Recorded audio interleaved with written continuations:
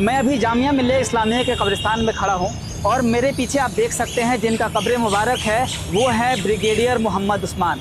There is no need of introduction.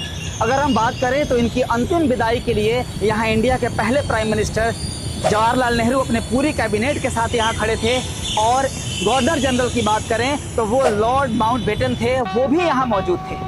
अगर हम बात करें तो इनकी जो उम्र थी, जिस उम्र में वो शहीद हुए, वो सिर्फ 35 साल के थे। कहा जाता है कि अगर उनकी शहादत 35 साल में नहीं होती तो वो शायद इंडियन आर्मी के हाईएस्ट रैंक पे होते। ब्रिगेडियर मोहम्मद उस्मान के अगर फैमिली मेंबर्स की बात करें तो जामिया मिल्लिया इस्लामिया के फाउंडर में से एक थे डॉक्टर मुख्तार अहमद अंसारी, जिनके कब्र मुबारक भी हमारे सामने ही है।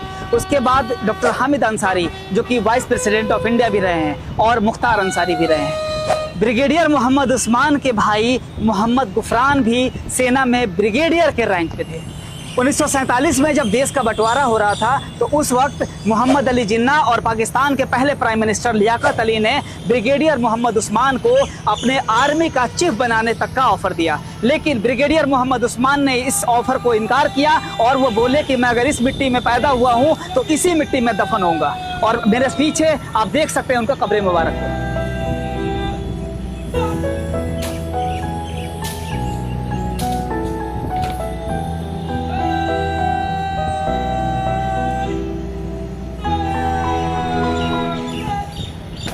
ब्रिगेडियर मोहम्मद उस्मान की पैदाइश 15 जुलाई 1912 को आज के मऊ आजमगढ़ डिस्ट्रिक्ट के बीबीपुर में हुआ था। उनके पिता थे वो काजी मोहम्मद फारूक थे, जो कि एक पुलिस ऑफिसर थे। उनके पिता को अंग्रेज़ खान बहादुर का टाइटल दिए थे। बचपन से ही उस्मान बहुत ही बहादुर थे। एक बार की बात है, जब वो एक कुएं से गुजर रहे थे तो देखे वहाँ बहुत ज़्यादा भीड़ थी। हुआ ये था कि उस कुएं में एक छोटा बच्चा गिर गया था। मोहम्मद उस्मान बिना कुछ सोचे उस कुएं में छलांग लगा दिए और उस बच्चे को बाहर निकाले। तो इससे उनका शुरू से ही पता चलता है कि वो कितने बहादुर थे। फिर उनके जो पिता थे उनका मन था कि उस्मान जो है ये पुलिस ऑफिसर बने। इसके लिए वो एक अपने सीनियर के साथ ले गए उनके पास बात करवाने के लिए। तो हुआ ये था कि उस्मान जो है वो बचपन से ही हकलाते थे, और ये अनफॉर्चुनेट जो सीनियर ऑफिसर थे वो भी हकलाते थे।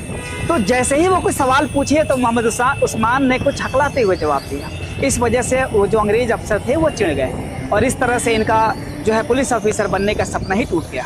इसके बाद जो है इनका सफ़र जो शुरू होता है वो होता है इंडियन आर्मी में जाने का। 1932 में मोहम्मद उस्मान एक prestigious royal military academy sand horse में ज्वाइन किए, और 1 फरवरी 1934 को 1934 में वो वहाँ से पास हुए।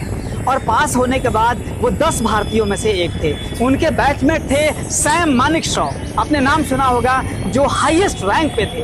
और उनके जो बैचमेट थे वो थे मोहम्मद मूसा, जो बाद में चल के पाकिस्तान के 4th आर्मी कमांडर यानी कि चीफ ऑफ आर्मी स्टाफ बने।